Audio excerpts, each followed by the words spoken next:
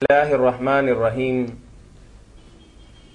مرکز الحرمین الاسلامی ستیانہ روڈ فیصل آباد کا معروف دینی پروگرام فتاوی آن لائن،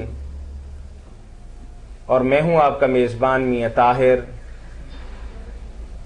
اور میرے ساتھ تشریف فرما ہیں آپ کی طرف سے آنے والی فون کالز اور براہ راست پوچھے گئے سوالات کے جوابات مرحمت فرمانے کے لیے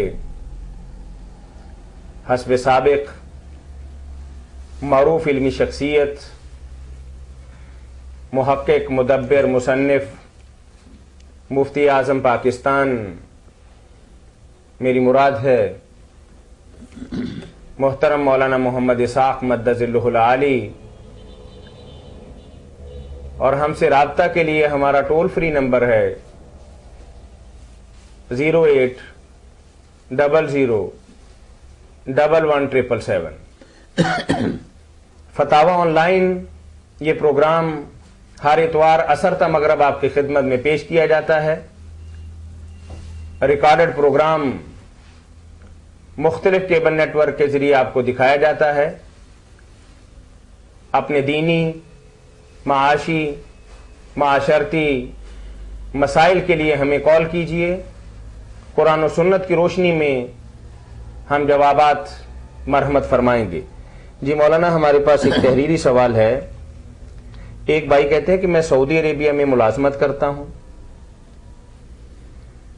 میں اپنی بیوی کو عمرہ کے لیے بلانا چاہتا ہوں، دوران سفر اس کے ساتھ کوئی محرم بھی نہیں ہے، جبکہ پاکستان سے اسے اس کے والدین طیارے میں سوار کروا دیں گے اور جدہ ایئرپورٹ پر میں اسے ریسیو کر لوں گا، تو کیا اس حالت میں اس کا یہ سفر شریعت اسلامیہ کے مطابق ہوگا؟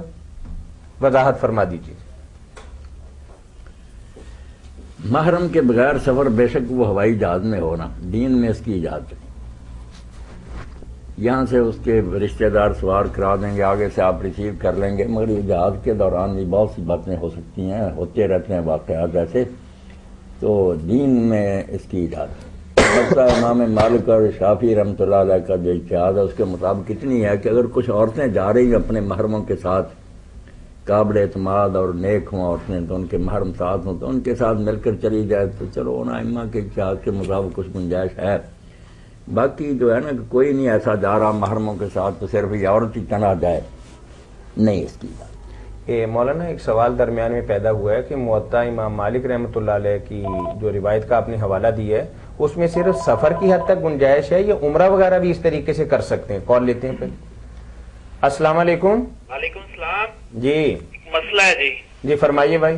حضرت عبداللہ بن مسعود رضی اللہ تعالیٰ عنہ فرماتے ہیں، رضی اللہ تعالیٰ، جو شخص اللہ تعالیٰ کی عبادات میں مثلا صدقہ خیرات میں کسی نبی، ولی یا پیر مرشد کو شریک بناتا ہے کہ یہ خیرات فلاں پیر کی روح کو ثواب پہنچانے کے لیے ہے، یہ صدقہ فلاں بزرگ کے نام ہے، یہ نفل سنت فلاں حضرت کے نام ہے، مزید یہ کہ دکھ تکلیف میں غیر اللہ کے ناموں کے وظائف پڑھنے اور غیر اللہ سے امداد چاہنی، یہ شرک ہے، یہ شرک ہے جی، یہ مسئلہ ہے۔ ابن مسعود رضی اللہ عنہ کا قول آپ پڑھیں نا، یہ باتیں جو ہے نا تشریح کیا وضاحت کر رہے ہیں یہ نہ کریں، وہ قول کہاں ہے اور الفاظ اس کے اصل کیا، باقی ہم خود ہی نمٹ لیں گے کہ وہ بات کیا ہے، اصل الفاظ کیا ہے۔ یہ لمبی چوڑی جو ہے نا کہ ثواب پہنچانے کے لیے اور یہ چیزیں، یہ تو آپ اپنی طرف سے وضاحت کر رہے ہیں، انہوں نے کیا فرمایا؟ اصل انہوں نے یہی فرمایا ہے کہ جو اللہ کے ساتھ کسی کو شریک کرے، ہاں شریک نہ کریں جی، ہاں بس اتنا ہی کہا۔ یہ تو قرآن ہی کہتا ہے، ابن مسعود رضی اللہ عنہ کیا کہیں گے، قرآن پورا بھرا ہوا ہے کہ اللہ کا شریک نہ بناؤ، ہر جرم معاف ہو سکتا ہے مگر شرک معاف نہیں ہو سکتا۔ تو شرک کی بات کریں نا، ابن مسعود رضی اللہ عنہ کو الگ بات تو نہیں کہہ رہے، سارا دین بھرا ہوا کہ شرک نہیں ہونا چاہیے۔ جی نہیں، یہاں لکھا ہے کہ خیرات فلاں پیر کی روح کو ثواب پہنچانے کے لیے ہے، صدقہ بزرگ کے نام ہے، یہ نہیں کرنا چاہیے۔ نہیں، یہ بات جس نے بھی کہی نا وضاحت کے طور پر کہی ہے، یہ بات ٹھیک نہیں۔ صاف بات ہے کہ جو ثواب کے لیے کہتا ہے نا کہ یہ فلاں بزرگ کو ثواب پہنچانے کے لیے، وہ طریقہ ہمارے نزدیک درست ہو یا نہ درست، وہ شرک سے نکل جاتا۔ وہ تو اس کو محتاج سمجھتا کہ وہ ثواب کا محتاج ہے، ہم اس کے لیے دعائیں کریں، اس کو ثواب پہنچائیں، یہ شرک کیا ہوگا؟ باقی جو ہے کہ نام تو لیتے ہی ہیں، نام کا بھی لوگوں کو سمجھنا چاہیے نا کہ جو ہے نا کہ اللہ کے سوا کسی اور کا نام، وہ اس کا مطلب نہیں کہ ذکر ہی نہیں اور کا کرنا چاہیے۔ ہم پوچھنے ہیں قربانی کس کی ہے، کہتے ہیں میاں طاہر کی ہے، یہ عبداللطیف کی ہے، یہ عقیقے کا جانور ہے، فلاں بچے کا عقیقہ، تو نام تو لیتے ہیں، اس سے شرک کیا ہوگا؟ وہ ما اللہ لغیر اللہ بھی جو ہے اس کا معنی نام لینا نہیں، صرف یہ سمجھنے کی ضرورت ہے لام ہے وہاں تقرب کا، کہ کسی دوسرے کی نیاز دے اور یہ سمجھے کہ اس کو نیاز دے کر جیسے اللہ کی قربانی دے کر اس کو خوش کرتے ہیں، ہم یہ نیاز دیتے ہیں وہ بزرگ خوش ہوتا اور ہمارے کام کرتا، ہماری مشکلیں حل کرتا، تقرب کا نام ہے یہ۔ ورنہ جو ہے نا کہ میں قربانی کر رہا ہوں وہ تو تصحیح کی نسبت کہ میں اس قربانی کا کرنے والا ہوں، یہ جو ہے کہ فلاں ولی کی خاطر ہے یہ نیاز، وہ خوش ہوگا اور میرے کاروبار میں برکت دیتا، یہ اگر سمجھتے ہیں کہ وہ محتاج ہے ہماری طرح کا بندہ، اس کو بھی ثواب کی ضرورت ہے، تو یہ تو ظاہر ہم جو دعائیں کرتے ہیں ربنا اغفر لی ولوالدی وللمؤمنین، سارا مومنوں کی دعائیں کرتے ہیں، ولی بھی آتے ہیں، نبی بھی آتے ہیں، تو ثواب پہنچانے کے لیے اور ہے نیاز کے طور پر کہ ان کی قربانیاں اور نیازیں دینا اور ان سے مددیں مانگنا وہ اور ہے، الگ کرنا چاہیے ان کو۔ السلام علیکم۔ وعلیکم السلام۔ جی مولانا سفر کے حوالے سے سوال تھا کہ وہ پورا عمرہ کر سکتی ہے بی بی اگر ایسی عورتیں جو محرم کے ساتھ ہوں ان کے ساتھ اگر جاتی ہے کوئی عورت؟ ہاں، جو امام کہتے ہیں جا سکتی ہے، وہ سب کچھ کہتے ہیں نا، پھر یعنی سفر بھی اور وہاں 10-15 دن کرے، سب ہونی چاہیے قابل اعتماد عورتیں کافی جو اپنے محرم کے ساتھ جا رہی ہیں۔ اس میں چھوٹی سی اور بھی طلب کریں گے، اس میں آپ کا ذاتی فتویٰ کیا ہے؟ میرا ذاتی فتویٰ تو وہی ہے جو حدیث رسول میں کہ نہ جائے، رہنے جو عمرے وغیرہ ثواب جو ہے اس کی بجائے گناہ ہی نہ اس کے کھاتے میں درج ہو جائے۔ آپ نے فرق نہیں نہ کیا یہ عورتوں والا، یہ دوسرا یہی کہا کہ محرم کے بغیر سفر نہیں کریں، خطرات ہی خطرات۔ یا ہم پیرویاں دیکھتے ہیں کہ اسکولوں میں بچیاں پڑھ رہی ہیں، سہیلیاں بن جاتی ہیں، لے جاتی ہیں اپنے بھائیوں کے ساتھ گرانے لگوا دیتی ہیں، کوئی نہیں، عورتیں بھی بگڑی ہوئی ہیں، کیا پتہ وہ بھی کوئی اور ہی چاند چڑھا دیں۔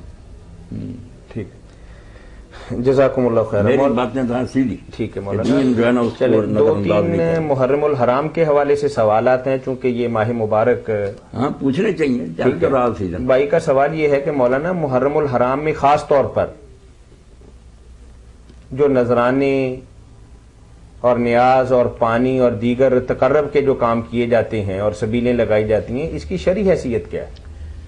پہلے سوال کے جواب میں نے جو کچھ کہا نا اس کو اچھی طرح ذہن میں رکھنا چاہیے۔ جس کی تو نیت ہے کہ یہ ہم دیتے ہیں حضرت امام حسین رضی اللہ عنہ کے نام پر، یہ ان کی نیاز ہے، وہ خوش ہوں گے، ہمارے کاروبار میں برکت دیں گے، ان کے ہاتھ میں بھی نفع و نقصان ہے، اولاد ملے گی ہمیں، یہ تو پھر شرک ہی ہوا۔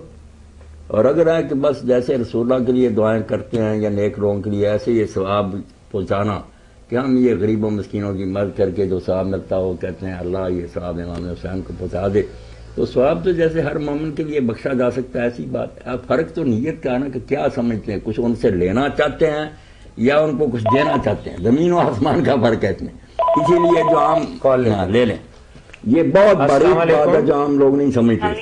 جی وعلیکم السلام۔ دینا ہے یا لینا ہے کچھ؟ جی کر سکتے ہیں، کر سکتے ہیں۔ یہ پوچھیں کیا پوچھیں گے آپ مولانا سے؟ اچھا جی، السلام علیکم سر۔ وعلیکم السلام ورحمۃ اللہ۔